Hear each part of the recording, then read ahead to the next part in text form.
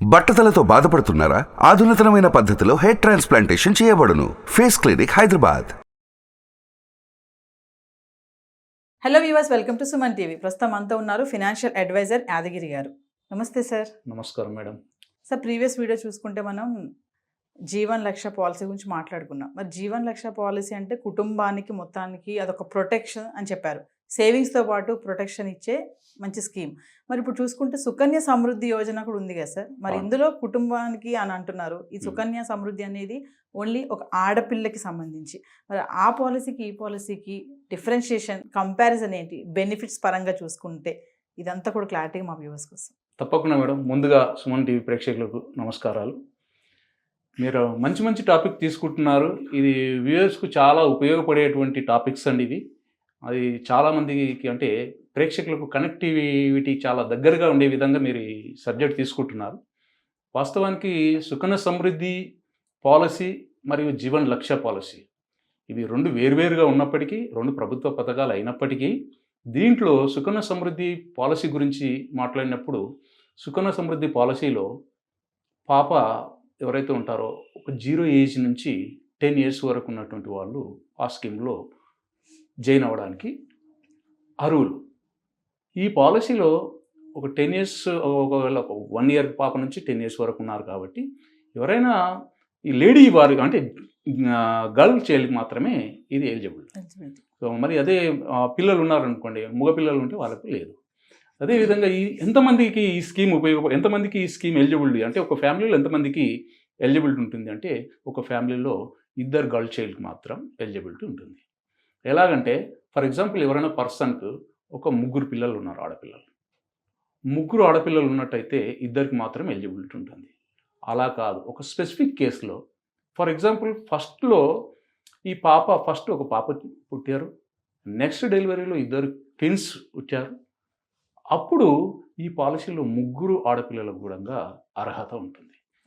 10 years వరకు ఆ పిల్లల యొక్క వయసు ఉండే వరకు పాలసీ తీసుకోవచ్చు. అంటే ట్విన్స్ కాబట్టి అక్కడ బోనస్ వారికి ఒక అవకాశం ఉంది. అంటే మామూలుగా ఫర్ ఎగ్జాంపుల్ ఇలా కాకుండా ఫస్ట్ ట్విన్స్ పుట్టారు, వాళ్ళిద్దరికి ఇచ్చేశారు, తర్వాత పాప పుట్టింది, లేదు. ఓకే, ఒక 2కి మాత్రమే ఇలా ఉంటుంది. సెకండ్ టైంలో 2 వచ్చారు కాబట్టి ఎట్ ఏ టైం కాబట్టి వాళ్ళకు ఆప్షన్ ఉంది.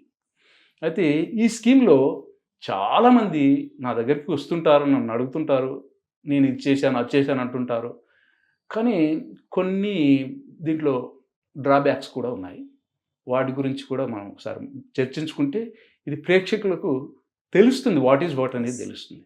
అందువల్ల ఈ సుకన్య సమృద్ధిలో పాప ఒక జాయిన్ అవుతారు. పాపకు అంటే 15 years వరకు ఈ సుకన్య సమృద్ధిలో జాయిన్ అయిన తర్వాత 15 years వరకు మనం పేమెంట్ చేయాలి. 21 yearsకు అమౌంట్ అనేది రిటర్న్ ఇస్తూ ఉంటారు. దీంట్లో ఎవ్రీ 3 monthsకి అనేది రేట్ ఆఫ్ ఇంట్రెస్ట్ ఆర్బీఐ గైడ్లైన్స్కి అనుగుణంగా రేట్ ఆఫ్ ఇంట్రెస్ట్ అనేది చేంజ్ అవుతూ ఉంటాయి. మనకు లేటెస్ట్గా 2024 January 1st ఇవి కొంచెం పెంచారు. 8.2% ఏదో ఉంది, 8 నుంచి 8.2% ఏదో పెరిగింది. సో ఇట్లా ఇయర్ బై ఇయర్ పెరగొచ్చు, తగ్గొచ్చు. దీని అనుగుణంగానే వాళ్ళ యొక్క రిటర్న్స్ అనేది ఇందులో ఉంటాయి. అయితే ఈ పాలసీలో ఒక ఫర్ ఎగ్జాంపుల్ 5 years పాప జాయిన్ అయ్యారు. ఈ పాలసీ ఎప్పుడు మెచ్యూరిటీ అవుతుంది? నార్మల్గా ఎవరైనా సరే థింక్ చేసే వాళ్ళు ఎలా ఉంటున్నారంటే, నా పాపకు 5 years ఉంది, నేను జాయిన్ అయ్యాను, నేను 15 years వరకు పేమెంట్ చేస్తాను, 21 yearsకి నాకు డబ్బులు వస్తాయి అని అనుకుంటారు. కానీ అది కాదండి. ఈ పాలసీలో జాయిన్ అయినప్పటి నుంచి 15 years పేమెంట్ చేయాలి. అంటే పాప 5 years ఉన్నది అంటే 15 years అంటే పాప వయసు ఎంత అవుతుంది? 20 years అవుతుంది. ఆ 20 years పే చేసిన తర్వాత 6 years వెయిట్ చేసిన తర్వాత 26th yearకు పాపకు అమౌంట్ వస్తుంది. కానీ చాలామంది నా దగ్గరకు వచ్చి అడిగేవాళ్ళు, నా పాప 8 years ఉంది, నేను సుకన్య సమృద్ధి చేశానండి, నాకు 21 yearsకి డబ్బులు వస్తాయండి, నేను మంత్లీ 1000 rupees కడుతున్నాను లేదా 5000 rupees కడుతున్నాను అని చెప్తూ ఉంటారు.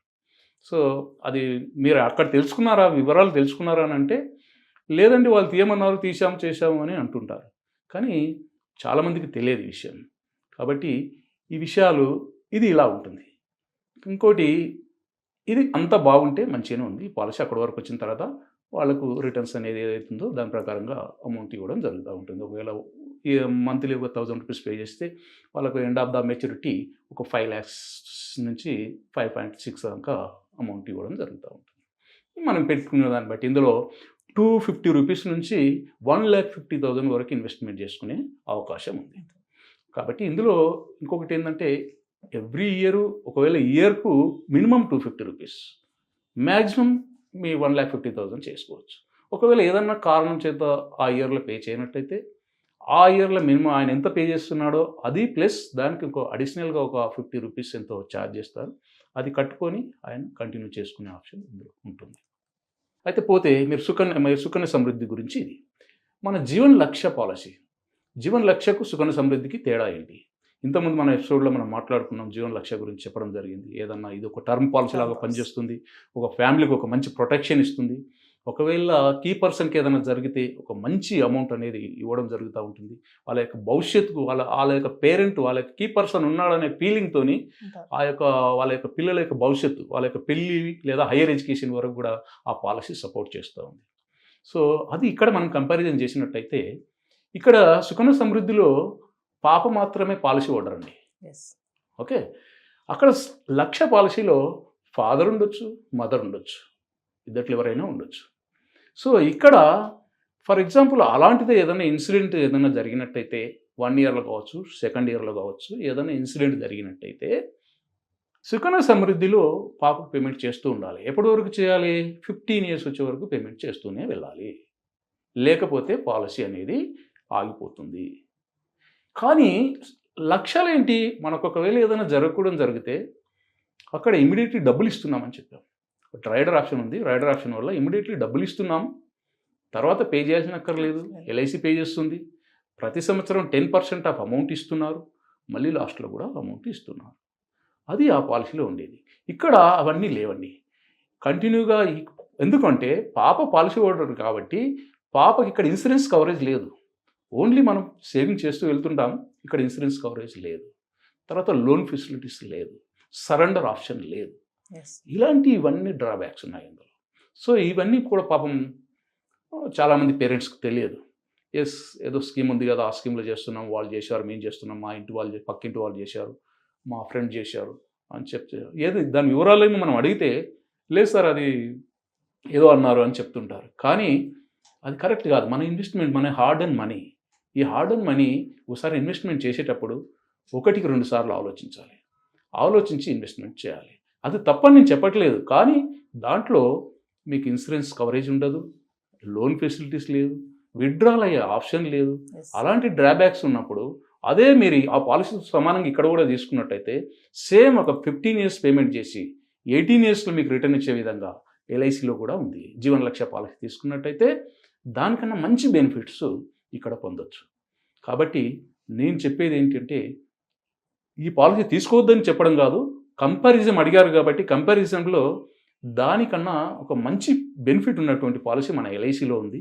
అది జీవన్ లక్ష్య పాలసీ అని మీకు చెప్పదలుచుకున్నాను. సార్ ఒక విషయం చెప్పండి, మీరు ఇందాక అన్నారు కదా కొంతమందికి తెలియదు, అవగాహన ఉండటం లేదు అనేసి. మరి ఇప్పుడు ఇది చూసుకుంటే సుకన్య సమృద్ధి యోజన పేరులోనే అట్రాక్షన్గా ఉంది. ఓ సుకన్య సమృద్ధి అంటే ఆడపిల్లకి సంబంధించింది, సో మన డబ్బులు ఏదైనా వేస్తే ఆడపిల్లకి రేపు యూజ్ అవుతాయి. అలాంటి వాళ్ళు మరి ఎలాంటి వాళ్ళ సలహాలు తీసుకోవాలి? మీరు ఒక ఏజెంట్ అసోసియేషన్ మెంబర్గా ప్రెసిడెంట్గా ఉన్నారు, సో సలహా సూచనలు ఇచ్చారు కదా, అలాంటి వాళ్ళకి మరి వీళ్ళు ఎలా అప్రోచ్ అవ్వాలి ఏజెంట్ని? కొంతమంది చాలా విషయాలు తెలియవు ఇలాంటివన్నీ కూడా. అలా ఫైనల్గా ఏం చెప్తారు? మేడం నేను చెప్పమంటారా, ఇప్పుడు మన ఇండియాలో 150 కోట్ల పబ్లిక్ ఉన్నారండి. 150 కోట్లలో ఇవాళ మనం ఇన్సూరెన్స్ సెక్టార్లో అంటే వాళ్ళని కవర్ చేసింది ఎంత అంటే మొత్తం కలిపితే ఒక 50 కోట్ల మందిని కవర్ చేశాం. ఇంకా 100 కోట్ల మంది కవర్ కావాల్సినటువంటి వాళ్ళు ఉన్నారు. అంటే వీటికి అవగాహన గురించి చెప్పామనుకోండి, వాళ్ళు లైట్గా తీసుకుంటుంటారు. అంటే ఆ టైంకు వాళ్ళకు లైట్గా తీసుకోవడం జరుగుతూ ఉంటుంది. ఎవరైనా సరే నన్ను అప్రోచ్ అవ్వచ్చు, నేను వాళ్ళకి సలహా సూచనలు ఇస్తుంటాను. కానీ మనం ఒకసారి చెప్పినప్పుడు అది థియరిటికల్గా వాళ్ళు ఎలా చేస్తారంటే వాళ్ళకి ఆ సందర్భం రాదు. కాబట్టి మేము ఏంటంటే ముందుగానే చెప్తుంటాము, రాబోయేటువంటి కాలాన్ని 15 ఏళ్ళు 20 ఏళ్ళు బేరీజ్ వేసి రేపు పొద్దున ఏముంది, ఏ సిచ్యువేషన్ ఉంది అనే దాని ప్రకారం చెప్తూ ఉంటాను. అదేవిధంగా ఎవరైనా సరే ఇన్వెస్ట్మెంట్ చేసేటప్పుడు కూడా ఎవ్రీ ఇయర్ 20% గ్రోత్ని మీరు అంటే పెంచుతూ ఉండాలి. ఈ ఇయర్లో మీరు ₹1,00,000 పెట్టుబడి పెడితే నెక్స్ట్ ఇయర్లో ₹1,20,000 పెట్టుబడి పెట్టినప్పుడే రాబోయే 15-20 సంవత్సరాల తర్వాత ఇవాళ ఉన్నటువంటి లివింగ్ స్టైల్ని మీరు ఎంజాయ్ చేయగలుగుతారు అని చెప్తాం.